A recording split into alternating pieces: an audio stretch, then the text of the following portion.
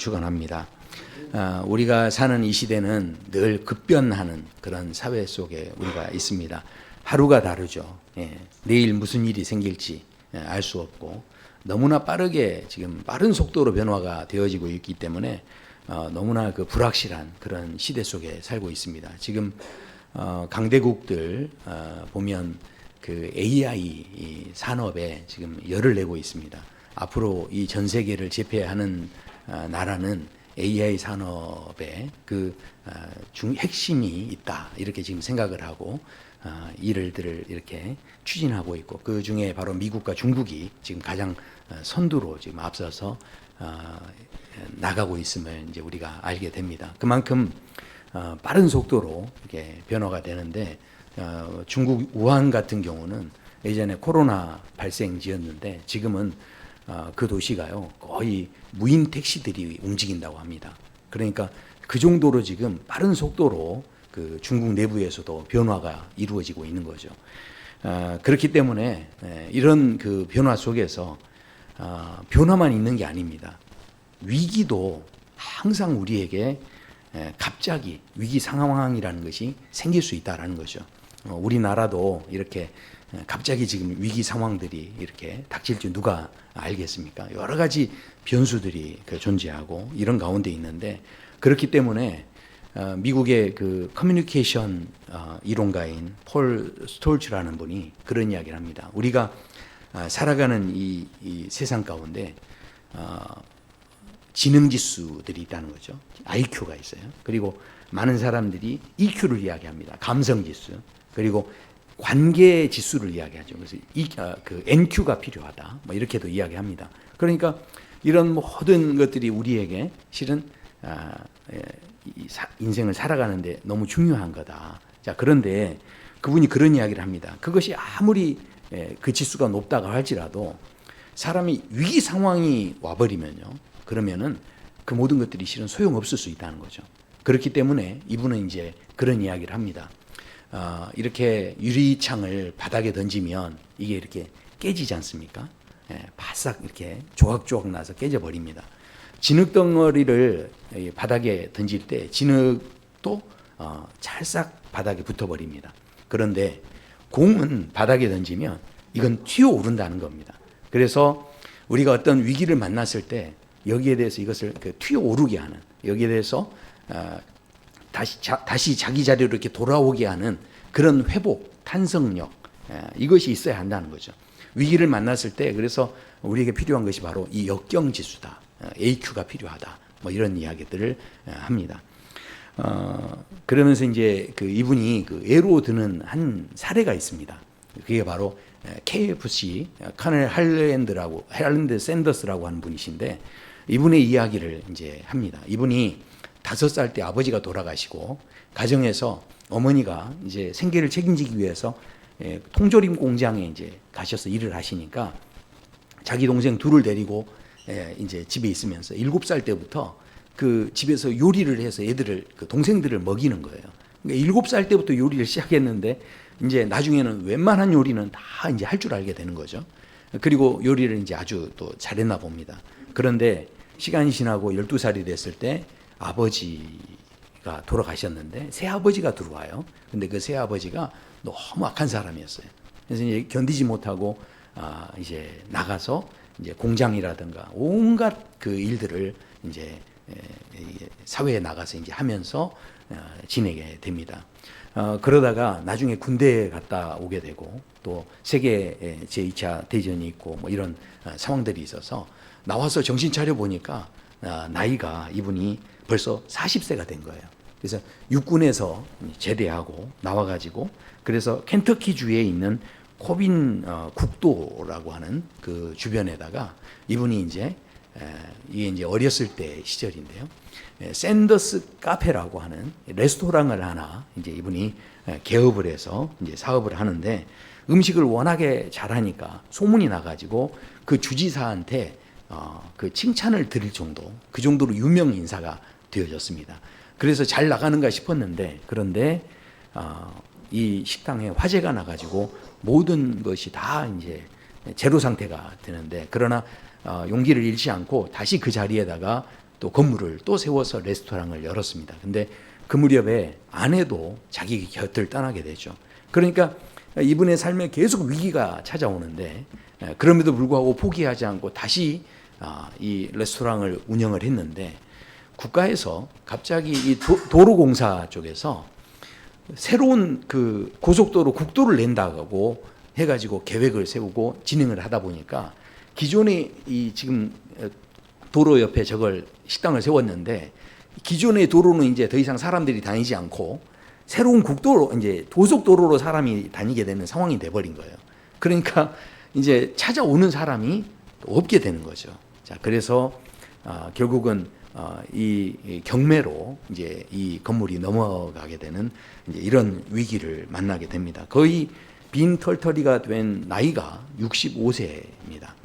그동안의 모든 것들이 수포로 돌아가는 것 같은 그런 상황이었는데 이런 위기 속에서 이분이 자기가 그 레스토랑 운영하면서 압력 밥솥으로 이 닭을 튀겨서 이렇게 튀김을 만들었는데 치킨을 그래서 아주 맛있게 요리했던 비법이 있었는데 그걸 가지고 내가 한번 다녀봐야 되겠다 하면서 트럭에서 잠을 자고 그리고 주유소 같은 데서 화장실에서 씻고 이렇게 하면서 이 미국 전역을 다니면서 도전을 하는데 아무리 많은 사람을 만나서 이야기를 해도 거기에서 함께 호응해 주는 사람이 없는 거예요. 그렇게 도전을 하는 거를 사람들 만나서 했던 건 1008번을 했다고 합니다. 그런데 1009번째 시도를 했을 때 한 사업가하고 이야기가 돼서 그 사람이 그것을 받아들여줘서 그때부터 기술을 전수하고 이제 그 치킨을 만드는 법들을 하는데 그 치킨 하나당 4센트 인센티브 그러니까 로얄티를 바꿔서 그 다음에 이것을 전수해주고 이제 사업을 이제 확장하는데 그때 이제 생겼던 이름이 바로 KFC라고 하는 68세에 바로 드디어 이 사업을 하면서 저 할아버지 저 얼굴의 마크가 바로 이 샌더스 이분의 이제 얼굴이죠. 그러니까 이분이 이런 모든 어떤 인생의 위기 속에서 그것을 다 극복해내고 그리고 저 자리에 서게 됐는데 이분이 했던 유명한 명언들이 많이 있는데 이런 말을 합니다. 인생의 최대의 난관 뒤에는 인생의 최대의 성공이 숨어 있습니다. 이런 이야기를 합니다. 어쩌면 이 시대를 살아가는 우리 모두에게 위기 상황이 언제든지 생길 수 있는 이 시대를 살아가는 우리 입장에서는 이렇게 위기를 극복한 사람들의 이야기가 참 흥미롭고 또 우리에게 도전이 되는 그런 이야기일 겁니다. 그렇다 보니까 우리가 오늘 읽었던 이제 본문 요한복음 8장에 나오는 사건들도 우린 대부분 이 사건의 이야기를 접할 때에 뭔가 우리 안에 위기가 있는데 이것을 잘 극복해낼 수 있는 그런 교훈으로서 오늘 말씀들을 생각할 수 있게 된다는 것이죠. 요한복음 8장에 보면 예수님 앞에 간음하다가 현장에서 잡혔던 여인을 서기관과 바리새인들이 끌고 와서 예수님 앞에 세웁니다. 예수님 사역하실 때 사사건건 계속 태클을 걸고 방해를 하고 또 시험을 했던 사람들이 서기관과 바리새인들인데 이 사람들이 이 간음한 여인을 데리고 와서 하는 말이 뭐냐면 모세 율법에는 이런 여자를 돌로 치라고 했는데 선생님은 어떻게 말할 겁니까? 이렇게 질문을 했다는 거죠. 이게 굉장히 곤란한 질문입니다. 왜냐하면 만약에 돌로 쳐라 이렇게 이야기하면 지금 여기에 이 나라의 지금 모든 생사 여탈권은 로마에 있기 때문에 그래서 아무리 유대인이어도 실정법 자체는 로마의 법을 따라야 되기 때문에 결국은 그것을 위반하는 일이 되기 때문에 이 예수님에게 굉장히 곤란해질 수 있는 그런 대답이 되겠죠. 자, 그런데 여기에 대해서 그러면 돌로 치지 말라 이렇게 되면 어떻게 되겠습니까? 이것은 바로 모세의 율법을 무시하는 것이 되기 때문에 백성들에게 원망을 들을 수 있는 이제 그런 상황이 되는 거죠. 그러니까 이렇게 대답하는 것도 안 되고 저렇게 대답하는 것도 지금 안 되는 아주 곤란한 상황이었고 위기의 상황이었는데 그 순간에 예수님께서 그 위기를 아주 멋지게 극복을 하고 넘어가셨다라는 겁니다. 땅에 뭔가를 적고 계시다가 갑자기 예수님이 한마디를 딱 하십니다. 뭐라고 하시냐면 죄 없는 자가 너희들 이렇게 이야기하면서 죄 없는 자가 돌로 먼저 돌로 치라 이렇게 말씀을 합니다. 그러니까 사람들이 양심의 가책을 받고서 하나씩 이제 떠나가게 되고 여인하고 예수님만 남게 되죠. 자, 그때 예수님이 말씀하십니다. 여인한테 이야기합니다. 이제 아무도 없는 것을 보신 다음에 자, 너를 고발하던 그들이, 너를 종죄하던 자들이 어디 있냐 그랬더니 여인이 아무도 없습니다 했더니 그때 예수님께서 하시는 이야기가 나도 너를 정죄하지 않겠다. 그러니 다시는 가서 죄를 짓지 말라. 이렇게 말씀을 하셨다라는 것이죠. 자, 이 사건을 통해서 우리는 예수님에게 굉장히 위기가 있었는데 그런데 그 위기에 대해서 지혜롭게 대처하셔서 이것을 잘 극복하시고 좋은 결말을 얻으셨다. 야, 너무 좋다. 이렇게 교훈을 얻을 수가 있죠. 그리고 또 한 가지는 사람들이 실은 군중의 어떤 흥분 상태, 군중들이 막 모여가지고 막 서로 소리 지르고 하는 이제 그런 상태 속에서 감정적으로 휘둘려서 어쩌면 사람을 뭐 자세히 알아보지도 않고 그냥 사람을 죽일 수 있는 살인을 할 수 있는 그런 현장이었는데 이 사람을 죽이지 않도록 거기에서 우리가 살인을 저지를 뻔한 그런 상황 속에 위기 속에서 이 사람들이 각자 흩어지게 되어지는 그래서 이런 그 결과가 되어졌고 또 마지막으로는 그 죄를 지었다라고 하는 그 여인은 죽음의 문턱까지 갔는데 그러나 그 죽음의 위기를 모면하게 되는 이런 그 은혜로운 결과가 주어졌다라는 거죠. 그래서 오늘 이 사건들을 통해서 야, 우리가 예수님의 저런 지혜를 닮아서 우리 또한 여러 가지 위기가 있지만 이 위기들을 잘 극복해내면 우리 모두에게 얼마나 은혜롭고 좋은가 하는 이제 식으로 해서 오늘 말씀을 마치면 얼마나 좋겠어요. 네. 이렇게 딱 끝나면 너무 좋겠죠. 자, 그런데 오늘 말씀 이 사건은 이렇게 끝난 것이 아닙니다. 오늘 사건을 자세히 보셔야 되는 것은 이 사건이 이렇게 끝났는데 실은 남는 게 없었다는 거예요. 왜냐하면 돌을 들고 여인을 치려고 했던 사람들이 있었습니다. 예수님 뒤로 지금 집으로 돌아가고 있는 사람들이 보이시죠?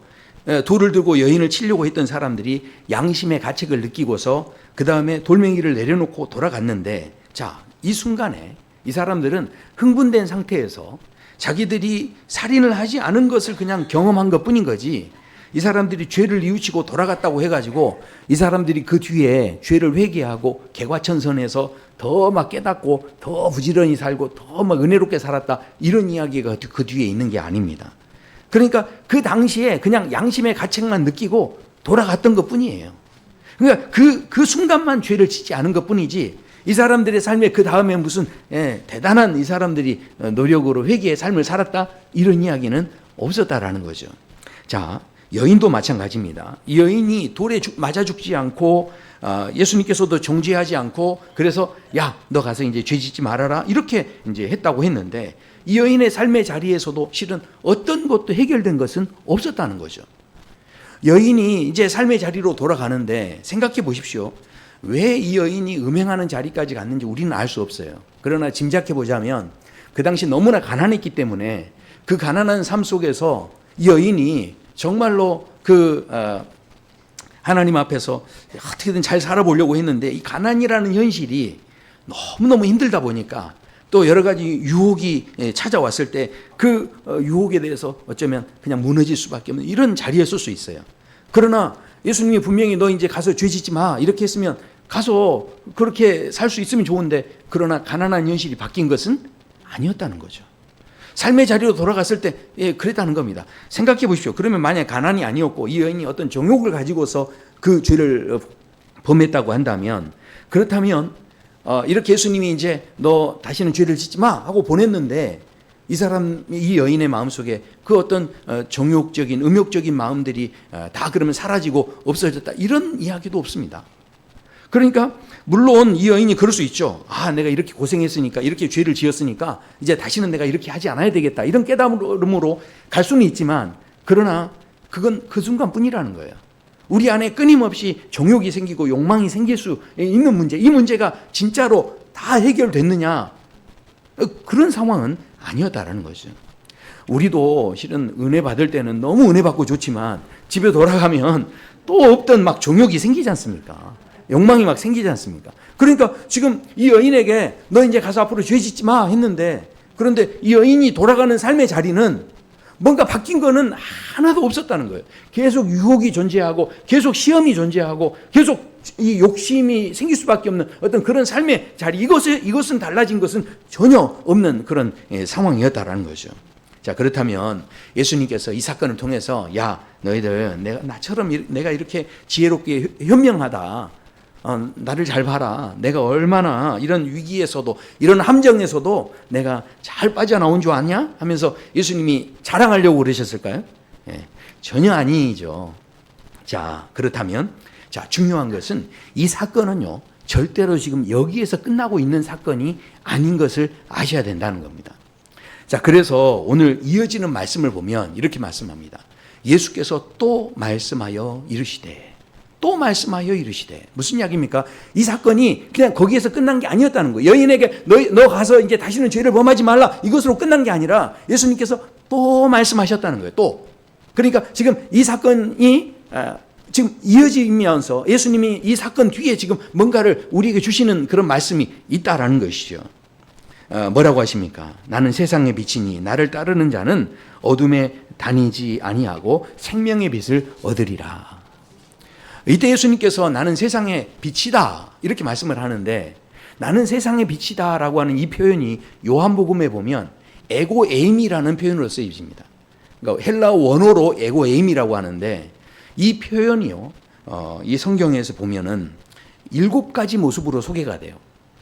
예수님께서 자신을 소개하실 때. 그래서 뭐라고 하시냐면 생명의 떡이다. 나는 생명의 떡이다. 그리고 나는 세상의 빛이다. 그리고 내가 양들이 들어가는 양의 문이다. 그리고 나는 선한 목자다. 나는 부활이요 생명이다. 나는 길과 진리요 생명이다. 그리고 나는 포도나무다. 이렇게 예수님께서 자신을 이렇게 소개하고 계셨다는 겁니다. 그러니까 이렇게 소개하시는 것은 야, 내가 누군지 알아? 하면서 자기를 막 자랑하시려는 게 아니라 이걸 통해서 우리를 살리시기 위해서, 우리가 지금 예수님과의 어떤 관계를 맺어야 될지를 지금 말씀하시기 위해서 이 표현들을 쓰셨다라는 것입니다. 자, 돌멩이를 들고서 그 여인을 치려고 했던 사람들이 예수님의 말씀을 듣고서 양심의 가책을 느꼈습니다.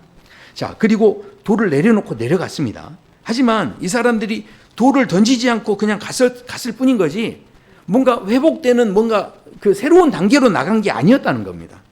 그래서 예수님께서 이 사람들에게 안타까운 마음으로 그 뒤에 말씀하시는 거예요. 너희들이 그냥 돌을 내려놓고 집에 가는 것만이 중요한 게 아니라 그 다음 단계가 필요하다는 거예요. 그 다음 단계에 뭐가 필요하다는 겁니까? 너희들이 어둠에 다니지 않고 생명의 빛을 얻는 자리까지 갈 수 있었으면 좋다라는 이야기죠. 그러니까 지금 이것이 얼마나 중요한 이야기인지 예수님께서 다른 비유를 통해서도 말씀을 하세요. 이 누가복음에 보면 더러운 귀신 들린 한 사람이 있었는데, 이 사람이 이 귀신이 이 사람에게서 나와가지고 이 사람에게 나오니까 이 사람 얼마나 좋아요. 그래서 나와서 여기저기 막 돌아다니니까 이제 귀신에게서 벗어난 이 사람이 너무 이제 좋아서 막 집을 청소하고 다 수리를 했다는 겁니다. 자, 그런데 나가서 이 귀신이 돌아다녀 보니까 그러니까 갈 만한 데가 없는 거예요. 그러니까 다시 자기가 있었던 그 사람에게 돌아와 봤더니 그 집이 깨끗하게 청소가 돼 있으니까 이 귀신이 좋아가지고 더 악한 귀신, 또 자기 친구 귀신들을 데리고 와가지고, 그래서 이 사람에게 다시 들어가서 이 사람의 형편이 지금 처음보다 더 못하게 되어지는 이런 상황이 되어졌다라는 것이죠. 그러니까 돌멩이를 든 사람들이요, 양심의 가책을 느꼈습니다. 자, 그렇다면 느꼈고 그 돌멩이를 내려놨어요. 그리고 돌아가는 것까지 했어요. 자, 그런데 그렇게 돌아간 것이 새로운 길을 찾는 것은 아니었다는 겁니다. 분명하게 나 스스로가 내가 깨닫고 양심의 가책을 느끼고 죄를 뉘우치면 우리는 모든 것이 다 스스로 알아서 자동적으로 해결되는 것 같은데, 지금 그런 게 아니었다는 거예요. 그냥 그 죄를 범하는 그 자리를 피한 것뿐이에요. 지금 살인을 저지를 수 있는 그 자리를 그냥 회피한 것뿐인 겁니다. 이렇게 돌을 들었던 사람들이 그래서요, 나중에 집에 돌아갔지 않습니까? 근데 이 사람들이 나중에 예수님께서 예루살렘에 입성하실 때 또 다시 다 나와요. 그리고 그때는요, 종려나무를 들고서 막 흔들면서 왕이시여 막 그러면서 호산나 호산나 하면서 예수님을 막 환영합니다. 근데 그 사람들이 나와서 그 군중 속에서 함께 이 종려나무를 흔든 이유는 뭡니까? 이게 다 뭐냐면 자기 욕심 따라서 그런 거죠. 그러니까 자기 민족을 구원할 그런 메시아로 생각하고 또 군중들이 함께 가니까 분위기 따라 그냥 함께 하는 거예요. 그러니까 지금 이 사람들이 이렇게 가면 저렇게 가고 이렇게 가고 또 저렇게 가면 저렇게 가고 그러니까 자기가 지금 판단하기에 가장 좋아 보이는 길로 늘 움직이는 거예요. 그러니까 이 돌멩이를 들 때는 또 그게 좋아 보이니까 가서 돌멩이 드는 거고 또 이 종려나무 들 때는 또 그게 좋아 보이니까 가서 종려나무 드는 거고 기준이 어디 있습니까? 자기가 늘 기준이고요. 자기 눈에 보기 좋아야 되는 거예요. 그러니까 그 기준 안에서 늘 움직이는데 그 삶이 결국 빛으로 우리를 빛으로 인도하는 삶은 아니었다는 겁니다.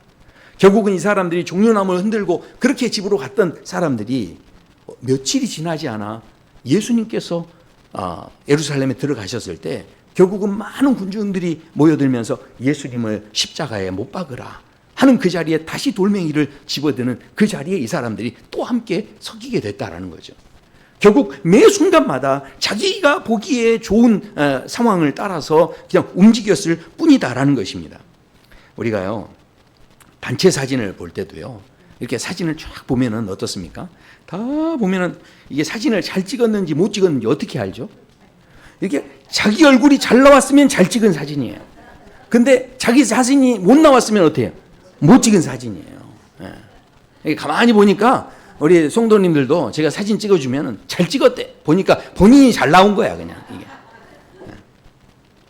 우리가요, 생각해 보십시오. 우리가 내 기도에 하나님이 응답을 하시지 않습니까? 사랑과 은혜의 하나님이에요. 근데 내 기도에 응답을 안 하지 않습니까? 하나님 살아 계셔? 그러면서 막 불평을 하고 원망을 한다라는 것이죠. 그러니까 이렇게 한다는 것은 하나님을 마치 알라딘의 그 램프의 거인 그 종처럼 생각하는 마치 그렇게 하나님을 생각하는 것과 똑같을 수 있다는 거죠. 우리가 하나님께서 기도에 응답을 하셔도 하나님, 내 기도에 응답을 안 하셔도 하나님, 그런 중심이 우리 안에 있어야 되는데 그런데 그 중심이 아닌 거예요. 항상 어디에 마음이 있냐면 내가 좋아야 돼요. 내가 보기 좋아야 된다는 거죠. 이 기준을 가지고 있으니까 이 돌멩이를 들었던 사람들의 삶 속에서는 그 어떤 변화가 있었던 게 아니었다라는 거죠. 생각해 보십시오. 우리가요, 내 중심에서 이 말을 하는데, 이게 상식적이지, 그래도. 이게 그래도 합리적이야. 누가 봐도 이게 도덕적이고 윤리적이지. 이렇게 다 말할 수 있죠. 자, 그런데 결국은 그렇게 우리가 내 중심에서 뭔가 내가 더 밝게 내가 몸부림쳐서 어둠에서 벗어나려고 노력을 해도 그것이 정말 벗어나는 일이 될까요? 딱 내 수준에서 사는 것뿐입니다. 생각해 보십시오. 사도 바울이 복음을 전할 때 포로가 되고 결박이 된다고 할 때 예루살렘으로 가면 결박 당한다는 거예요. 그런데 사도 바울이 거기에서 결박을 당합니다. 세상에 저도 복음을 전하면서 이렇게 생각해 보십시오. 만약에 이 하나님의 일들을 감당하는데 이것 때문에 어려움을 당하고 결박을 당한다 그러면 그걸 환영할 사람이 누가 있겠어요? 좋아할 사람이 누가 있겠습니까? 그런데 사도 바울은 그걸 마다하지 않고 결박당하는 그 자리로 가게 됩니다. 자, 그런데 놀라운 일이 생기죠. 그렇게 이제 따랐던 사람들이, 저 군중들이 다 저렇게 예수님을 죽여라 했던 저 사람들이 결국은 사도 바울도 죽이기 위해서 열심당한 사람들이 40명이 결탁을 해가지고 내가 저 사도 바울을 죽이기 전까지는 내가 쉬지 않겠다 이런 사람들이 있었다는 거예요. 그러나 결박을 당하고 나서 무슨 일이 생깁니까? 사도 바울의 이 로마 시민권을 가졌다는 것이 밝혀지면서 사도 바울이 거기서 로마로 압송이 되는데 그때 이 한 사람을 지키기 위해 수많은 군대 사람들이 동원돼 가지고 이 한 사람을 지켜서 이 로마로 압송을 해갑니다. 그러니까 그들에게서 생명을 보호하시는 하나님의 계획이 거기에 있었다는 거죠. 지나놓고 보니까 그게 보인 거예요. 그 당시에는 결박당한 것 자체가 너무 괴롭고 힘든 일일 수 있죠. 서운할 수 있죠. 근데 세상에 그 다음에 더 놀라운 게 뭔지 아십니까? 그 당시에 로마까지 가려면 경비가 얼마나 들었겠어요. 근데 로마 국비를 해가지고 그것도 배를 이게 한 척 대절한다는 게 이게 말이 되겠습니까? 근데 그거를 다 해가지고 이 로마까지 압송되는데 비용 하나도 안 들이고 거기 가서 결국은 로마에 가서 복음을 전하는 그 일들에 하나님께서 길을 열어주시는 그 놀라운 은혜가 있었다는 거죠. 내 생각, 내 기준으로는 생각하지 못했던 일들이 결국은 하나님께서 우리가 보기에는 당장 이게 실패인 것 같고 이게 문제인 것 같은데, 근데 오히려 그 문제를 가지고 뭐 했다는 겁니까? 합력해 선을 이루어 가시는 하나님의 세계를 이 사도 바울은 경험을 했다라는 것이죠. 우리가 예수님께서 오늘 말씀하시는 내용, 이 말씀을 통해서 돌멩이를 집어 들었던 사람들이 그것을 내려놓고 지금 집으로 돌아가는 게 아니라, 너희가 그동안 붙잡고 있었던 정죄의 돌이 있었다면, 그렇다면 그 다음에 이것을 내려놓은 다음에 해야 할 일이 있는데, 그것은 바로 너희에게 분명한 빛이 있다는 거예요. 그것을 붙잡을 수 있어야 한다는 거죠. 그래야 너희가 더 이상 어둠에서 헤매지 않을 수 있다는 것을 말씀하고 있다는 것입니다. 오뚜기가 이렇게 벌떡벌떡 일어나는 이유는 뭡니까? 저 어렸을 때 오뚜기 가지고 논 적이 있는데, 이 오뚜기가 신기했어요.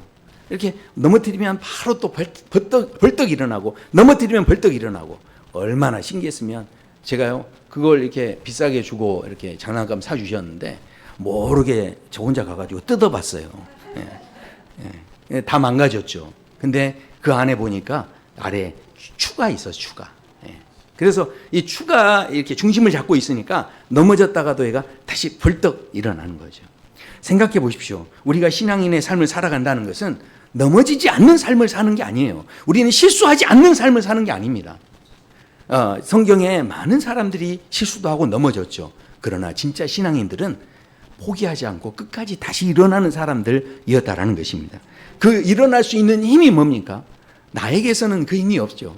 바로 우리가 하나님 안에서 그 힘을 붙잡아야 한다는 것입니다. 자, 그래서요, 오늘 여인의 입장에서 다시 한번 생각해 보셔야 돼요.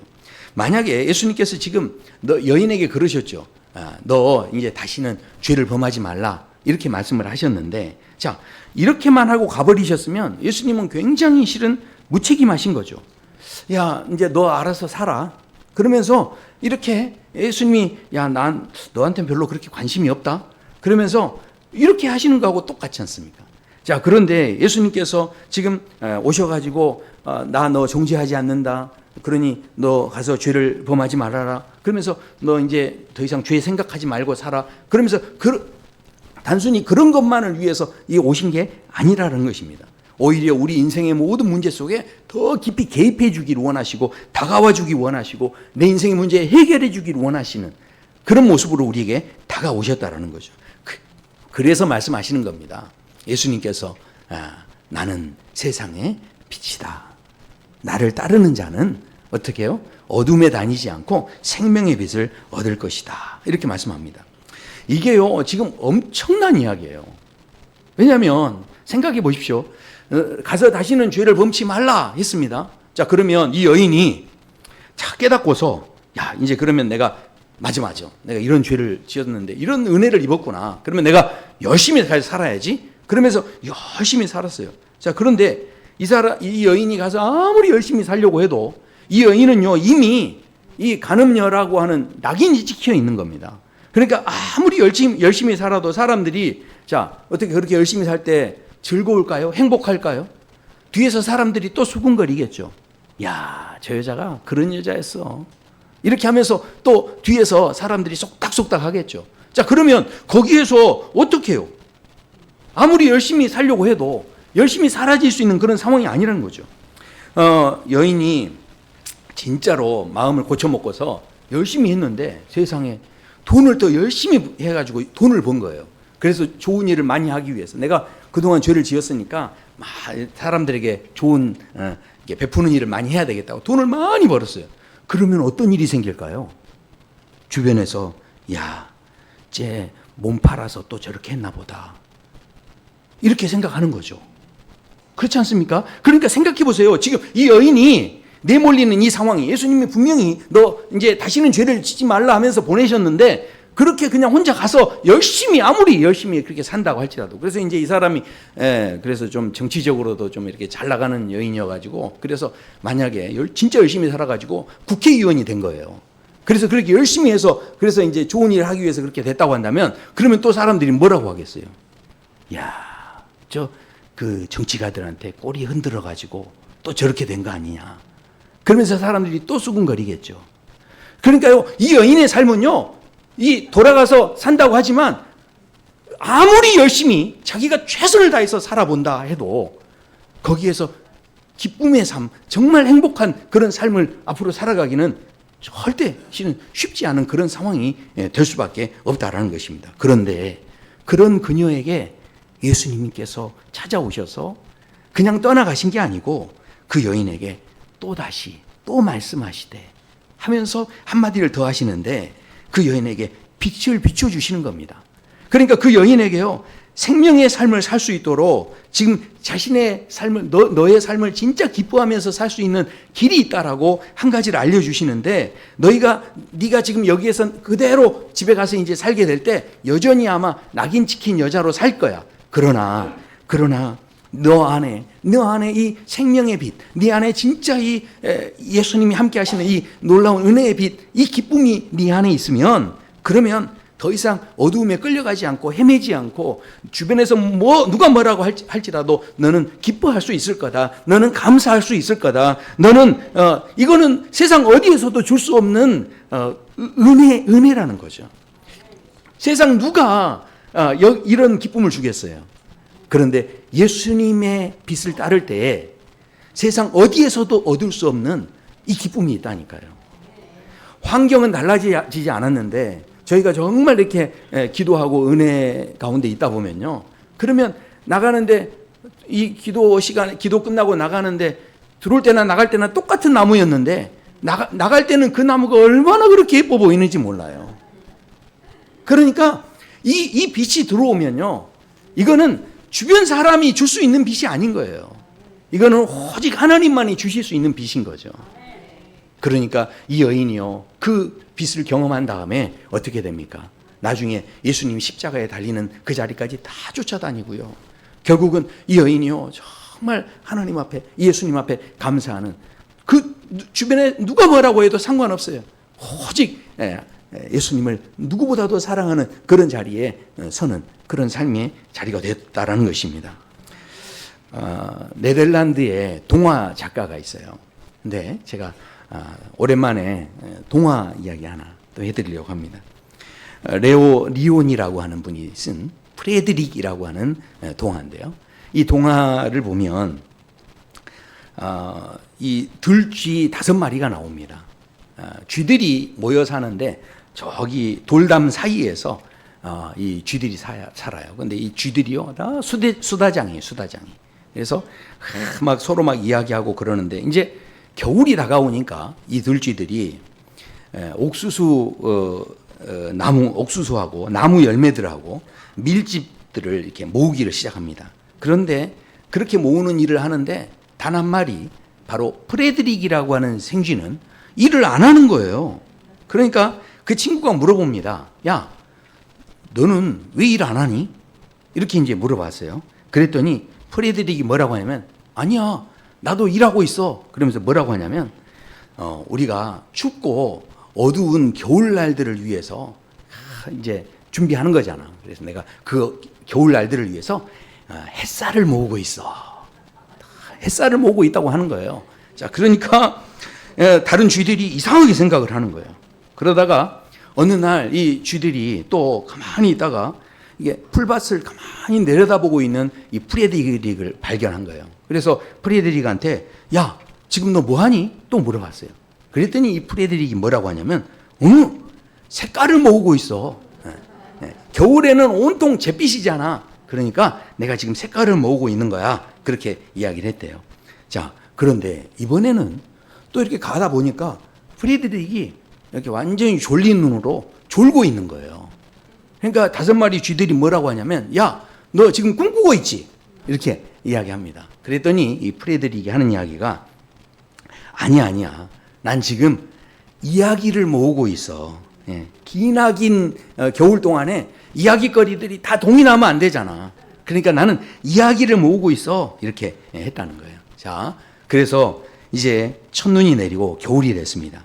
처음에는 먹을 것이 넉넉해가지고 이 쥐들이 참 옥수수도 먹고 뭐 집도 먹고 이렇게 다 먹었는데, 근데 점점 먹을 것이 떨어지니까, 그러니까 돌담 사이로 찬바람만 쌩쌩 들어오는 거예요. 그러니까 이제 이 수다쟁이 이 쥐들이 이제 말할 기운도 없어요. 그러니까 이제 제잘거리지도 않고 있다가 그러다가 갑자기 이 쥐들이 생각난 거예요. 누가 생각났을까요? 프레드릭이 생각이 난 거예요. 왜냐하면 프레드릭이 뭔가를 막 모은다고 했거든요. 그러니까 그래서 프레드릭을 찾아가서 물어봤어요. 야, 네 양식은 어떻게 됐니? 이렇게 물어봤어요. 그랬더니 이 프레드릭이 이렇게 이야기를 합니다.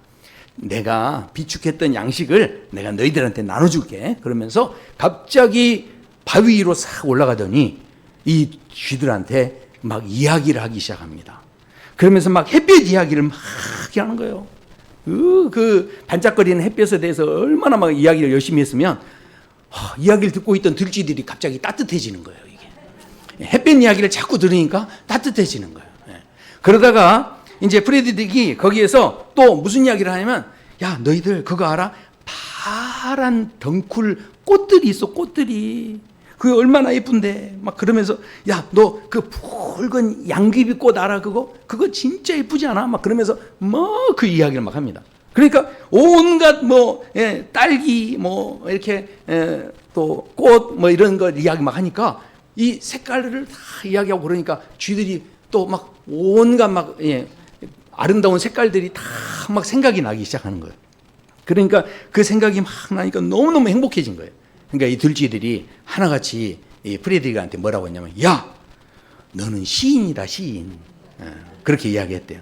그랬더니 프레드릭이 뭐라고 했을까요? 나도 알아. 그랬다는 거예요. 나도 알아. 야, 제가 이 이야기를 보면서 그런 생각을 했어요. 프레드릭이 우리 몸이 먹는 음식도 중요하지만 그러나 우리의 마음이 먹는 음식이 중요하다는 걸 알았던 거예요.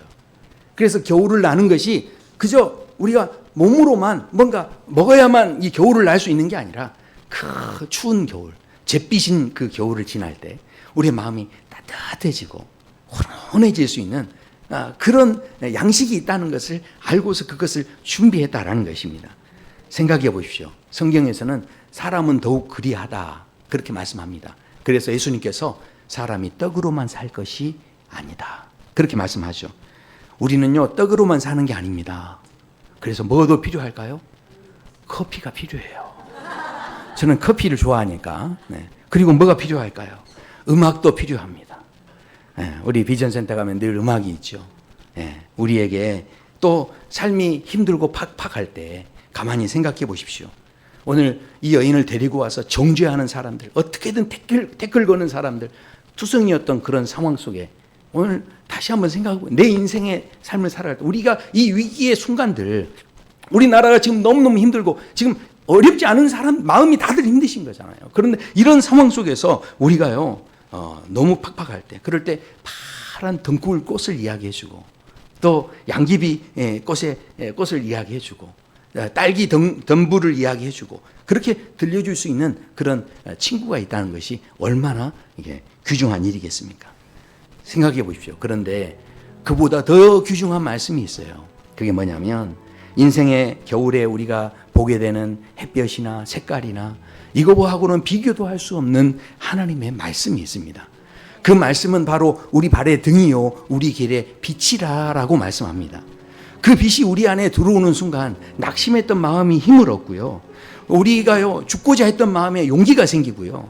그러니까 그 말씀이 들어오면요 사람이 이전에는 원래 그런 사람이 아니었는데 그 말씀 한 절에 힘을 얻고요. 소망이 생기고요. 그 말씀 한 절 가지고요. 가야 할 길을 몰랐던 사람이 가야 할 방향을 찾고요. 내가 왜 이 땅에 태어났는지를 알게 되고요. 그 다음에 우리 인생이 겨울이 찾아올 때 이 겨울의 의미가 무엇인지 말씀을 통해서 깨닫게 된다라는 것입니다. 생각해 보십시오. 가늠한 여인이 혼자 이제 나가서 세상에 살려고 했다면 온통 수치스러운 삶, 투성인 그 삶 속에서 그냥 시달리며 살아야 할 수밖에 없었겠죠.